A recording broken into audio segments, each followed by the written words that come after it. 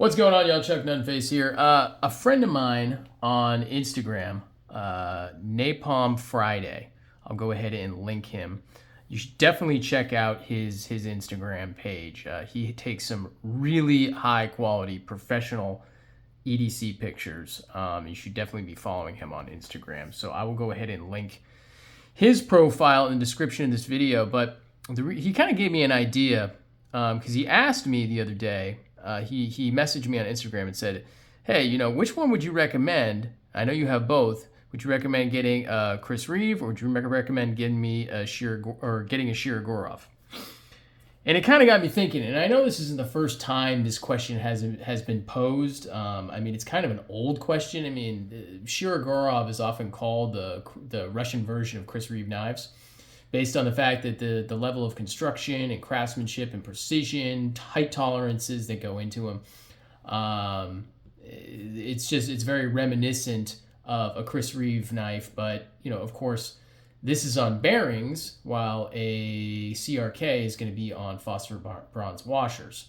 So the widely accepted opinion is Reeve knives are some of the best washer knives and some of the best washer actions, and Shirogorov has some of the best bearing actions out there. Now, that's kind of an old statement. Other things have come along. You've got your Koenig or Koenig, you've got Holt, you've got Grimsmo, all with bearings. There's a lot of newer, maybe not new, but newer kind of companies that are out there, companies that have come around in the last 10 years, maybe less. And of course, you have other knives. You've got, your Hinderers. You've got Spartan blades. The list goes on and on as far as washer knives go as well. So it's not a new question, but I also thought I'd throw this in here too with the Rockstead. So you've got USA PP washers, Russian bearings, and Japanese also PP washers. And so all three of these knives are kind of considered really high end and kind of basically what the best of what a manufacturer can really offer. Now, yeah, there are opinions and everything else, and opinions are like assholes. Everybody's got one, and most of them stink. However, I think it's kind of a wide consensus that Reeve, Shirogorov, and Rockstead are considered some of the best production knives out there. So kind of let's get into it a little bit here. That's the obviously the Inkosi with the Insingo blade. This is a Shirogorov F3. In fact, I'm probably going to run out of real estate doing it that way. And then this is the Rockstead Knives Tay. LMAX, MagnaCut, and ZDP 189. Clad ZDP 189. It's in a jacket of VG10. So kind of some differences. They're all powder metallurgy steel. LMAX has been around for a while. High chromium, good edge retention, good decent toughness, good corrosion resistance. MagnaCut, great corrosion resistance, edge retention. It's really very balanced steel and toughness. And then of course ZDP 189, which is not very tough, and it gets its edge retention from the old school way, which is just basically a shit ton of carbon and chromium. And the chromium is what's called it's not free chromium to provide corrosion resistance. It's like 20% chromium, but none of it's really free. It's all in solution. It's forming chromium carbides. And so ZDP 189 is kind of, it does high hardness capabilities. It can achieve high hardness, like I say, the old fashioned way, which is a lot of carbon and a lot of chromium. In any case, I don't want to kind of go into a rabbit hole in the steel. I'm no expert and no metallurgist anyway. There are better resources on YouTube for that. But yeah, consider subscribing to the channel. I certainly would appreciate that. If you're watching this video and you haven't subscribed, you're a returning viewer, or this is the first one, consider subscribing, simply because it costs you nothing and it helps out the channel a lot. So that plug is out of the way. So kind of the pros and cons of each. When we're talking about Chris Reeve knife, this is obviously an American-made knife. It's got a few different blade styles, and they have a few different what are the classic traditional knives that would be your EDC choices. Now they do have other knives, but really you're kind of looking at the Sabenza, the Inkosi, and of course the Numzon, which is right here. Okay, but these are they're American made. Okay, so it's going to be titanium frame lock, USA construction, made in Idaho, as it says right there. And you don't get a lot of steel choices with these either. So for a long time, they have used other steels. I think they used BG1. They've used a lot over the years, but S35VN was the staple for the Chris Reeve knives lineup for a long time. Simply because Chris Reeve, basically working with Crucible, invented S35VN.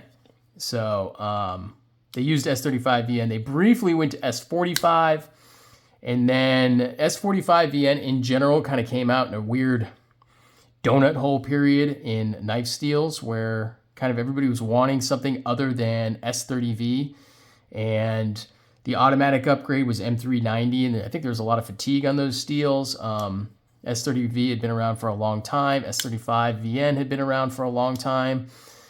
M390 is a good steel, but it's rarely heat treated correctly, so it was kind of thrown out there and everything. And S45VN kind of came along and replaced, maybe sacrificed a little bit of edge retention that S35VN has and gives you a little more toughness. So S45 kind of came out in a weird time because right on the coattails of S45VN, within a year or two, MagnaCut came out, and everybody wanted MagnaCut. And so now these are made pretty much exclusively with MagnaCut, all of their folders, the Sabenza, the Inkosi, and the Umnumzan, and the Minandi, and all those other ones that they have too. I think they're pretty much just doing MagnaCut on their folders. So not a lot of steel choice with these, and there's not really a level where you get upgrades. Now you do have, your PJ models, which are just titanium slabs, and you can get inlays. That's kind of an upgrade. The base finish is going to be just a tumbled finish, and this is the glass blasted finish. So as far as upgrades go, there's not really a whole lot of places to go. I mean, you can get Damasteel blades or Damascus blades and things like that, but they don't really have like levels of where you upgrade your knife, where they have like an entry level, and then they have kind of the next level, and then they have like a super premium level or anything like that. It's all pretty much the same, where you can just kind of get some embellishments to the knife if you want to kind of make it a little bit different. Whereas Shirogorov, you have your entry level, and then you have kind of the next level up where they put more premium materials both in the blade and the handle, and the bearings or system is going to be different. And then they have their custom division, then of course full customs as well. And so they kind of jump up in price from there too. So there's not a ton of price variance on one that's got, inlays and glass blasting.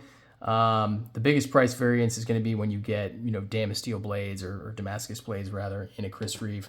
And there's quite a bit of price difference with the Shirogorovs when you kind of get a change in materials. So what's considered their base models now, at least, are going to be Elmax steel, at least on the F3. I think on some of the others, they have like the Quantum, they use Chromax, which is another particle metallurgy steel. And this one you can either get them, typically they're going to be with micarta, they're going to have a pivot collar, and they're going to have a G10 backspacer right there. Now, the newer ones that have come out, the new generation, the G10 backspacer has been replaced by titanium, and I don't know if it's full-on replacement or if it's just they've kind of released these as temporary or it's just a different version of it. But yeah, it's a smooth, non-geared backspacer on the ones that are at least coming out right now. This is the F3, and the F3 is a liner lock model, as you can see right there, but it's a really beefy liner lock. It's similar in design to the F95, with the exception that instead of being a frame lock, it is a liner lock folder, which is also going to make it a little beefier in hand all the way around. This has a bigger blade. It's got a 95 millimeter blade, hence the name. Well, this is an F3, but F95 is 95 millimeter blade. It's got pretty much the cutting edge and the blade length are going to be the same at 1, 2, 3, almost 4 inches, like 3.9 inches. And your Chris Reeve right here is going to be 1, 2, well, let's kind of scoot it up a little bit. 1, 2, 3, just about 3.5 right there, with about almost the same length of cutting edge right there. So with a Shirogorov, of course, you have the bearings as opposed to washers, but you also have more size variance within your knives. Pretty much all of your Chris Reeve knives are going to be right around the 3.5 inch blade length. They do have a smaller one with the Manandi. Let me know if I'm not pronouncing that right. I don't even know if I am. But they're all going to be kind of in that 3.5 inch range. But they do make smaller ones. So if you want a diminutive version, you're going to get a small Sebenza with like a 2.75 inch blade, maybe a 3 inch blade, something like that. Or you can get a small Nkosi as well. So they don't have a different model necessarily, or a lot of different models that might be smaller, but they do have smaller versions of their other knives. But they don't really have a way to go up in size. So they do have what's called the Neon with Shirogorov. And the Neon is going to kind of be it's going to be like your smaller version of the F95. It's a frame lock knife, but it's smaller all the way around. But Shirogorovs tend to be a little bit bigger than Chris Reeve knives. And so there's a little more variety, in my opinion, I think, what you can get as far as size, because you can also get the 111, which is even bigger with an over 4-inch blade. So there's more variety in the size and kind of the construction options with Shirogorov. And there's also more variety in the upgrades. So I think I already touched on the fact that this is kind of the base model with LMAX steel, which is just fine. There's nothing wrong with it. Shirogorov does a nice heat treat on their steels. But their next level up would be M390 and then improved handle materials. And also kind of one of the other big differences would be this is what's called a single row or multi-roll bearing system. So traditionally it would be single row bearing system where they'd have just a single roll of bearings on their entry levels. Now it looks like they're going to start doing multi-roll. They have been doing multi-row bearing systems for their kind of entry level knives. And then you can go to, on the next level, it'll be, I think it's actually still multi-row, and then you get into roller bearings, then you get into multi-row roller bearings. It's a mouthful with their custom divisions. And, you know, some of the other levels up, they'll do different steels. They may do S90V, they may do M390.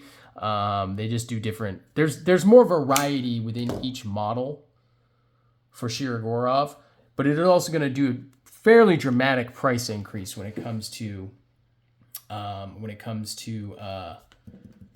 different upgrades with Shirogorovs as well. So not a whole lot of variation. You can get a little bit of different material choices and everything else, inlays, maybe a different blade like a Damascus blade or something like that, a different finish on the handles, but it's kind of not really not very upgradable. And the price difference doesn't vary a whole lot, whereas the Shirogorov, you can get, you know, from a base level, which is already going to be pretty expensive, and then you can kind of go up from there as far as price and materials go. Now, me and my money, I find the entry-level Shirogorovs to be a more satisfying ownership experience, simply because I have no qualms about just using an F3 or an F95, you know, but when you start getting into something that costs over $1,000, a couple $1,000 for the CDs or the custom divisions and everything else, for me, I can't see myself using something like that. And if I don't use it, and I'm not willing to carry it and use it for whatever, you know, not necessarily abuse it and you know, do rough and dirty stuff with it, but at least use it, then it's just going to get sold. So, I mean, I prefer kind of more your entry level Shirogorovs as opposed to your really upgraded ones. But we haven't really kind of talked about the big thing too, which is the actions. Chris Reeve knives has that super silky, glassy. It's like two pieces of glass sliding on olive oil. Just super, super smooth, almost frictionless. It's not drop shut. You're not going to get that. I mean, yeah, you can. Loosen up the pivot, and you've had them for a while. You can get them so they're kind of drop shut when you take the tension off the lock bar. Like this one drops a little bit, but it doesn't free fall. They can drop shut more when they're broken in, but generally speaking, they're not really known for being drop shut knives. Whereas with the Shirogorov, flipper action, only flipper action, by the way, and very famous drop shut, hydraulic drop shut, not a guillotine, not like a Grimsmo, a very smooth, very controlled drop shut action. So they definitely have those kind of similarities where they're known as the best at what they do. Or certainly potentially the best. Your opinion may be different. So, you know, what you're going to do? You're going to do Chris Reeve? Or are you going to do Shirogorov? Or, I haven't forgotten about the Rockstead. Are you going to do Rockstead? This is probably the best Japan has to offer from a production company.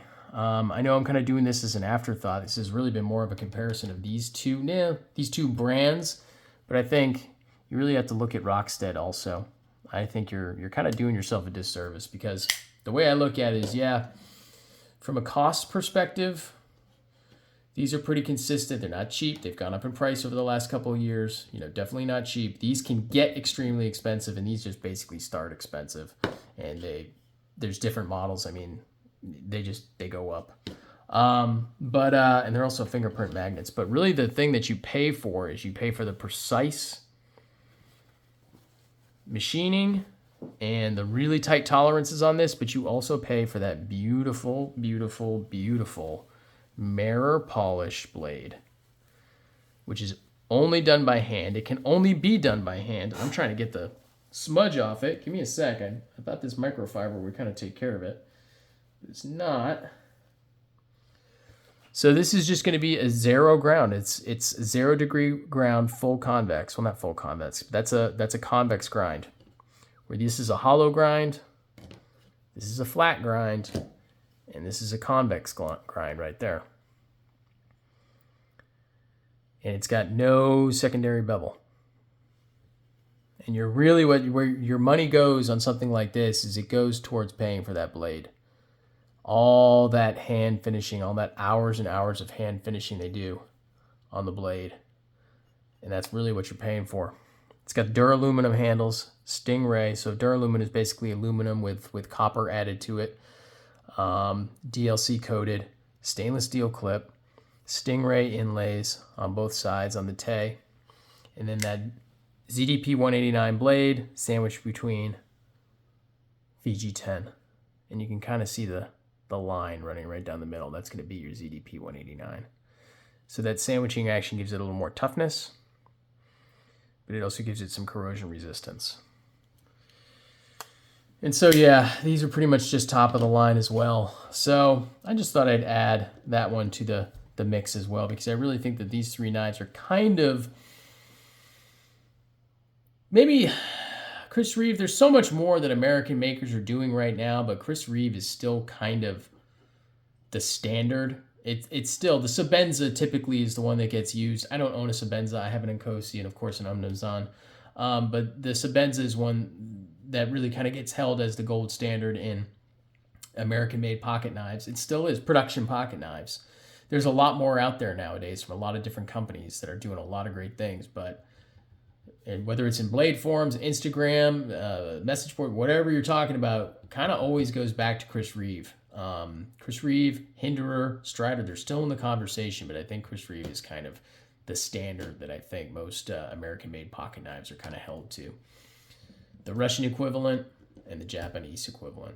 Which one do you get? It's kind of up to you. It really is. Where I'm at right now, I go Chris Reeve, but I could change my mind on any of these at any given time. They're all beautiful knives. They're all wonderfully made. Kind of the key takeaways is very consistent, super tight tolerances, American made. Not a whole lot of options within the line, but what you're getting something that's really good and made really well. A lot of different options, made in Russia, but lots of different handle material options, lots of different model options, lots of different levels through each model, steel choices, handle material choices, things like that. And then these are all kind of constructed the same way, a couple of different steel options, but they're all pretty much going to be that mirror polished, super tight tolerances. They're all going to be on washers. I don't think they do anything on bearings. I could be wrong. I'm not an expert on Rockstead.